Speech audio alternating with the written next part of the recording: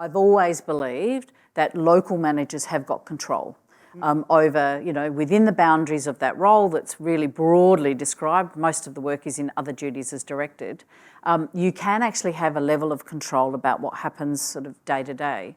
It's how people in those leadership roles interpret those rules, basically. So one of my questions was, so I think I was talking to my office, Helen and Joanne in particular were saying, look, we could put something out to talk about the smart work design and how people can apply that at the local. We're going to trial it in our own office. Anyone in my office, that's what we're doing.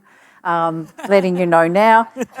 But there's a key here. You mentioned the manager or the leader being comfortable with, going a little bit outside of what they think are the rules, talking to people about how they can maybe move around and help kind of deal with the tolerance and other things. What skills do we need to give our managers, and how explicit do we actually have to be to actually say your job is to make sure that you're as flexible as possible to ensure, and I think we have a great opportunity with a psychosocial risk because it now sits under legislation. So what do you think we need to do to kind of push this along? We can give them a framework, but what do they need to do as leaders? Yeah, so, if we're talking local leaders, it really does help to have a bit of training about work design and, what that is, examples of how people have done it elsewhere. That always helps.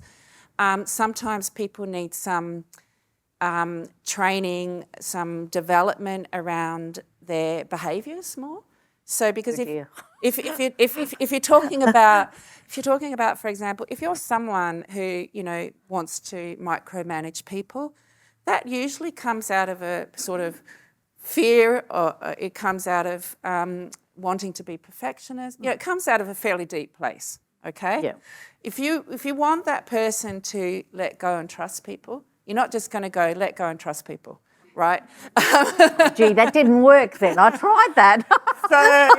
So sometimes some deeper development is also required to really shift things. That's pretty hard. Well, you're talking about personal values. Maybe a lot of us have had experiences where you might have been bitten by a previous boss. It's not going to happen to you. So then we're back at the EAP, aren't we?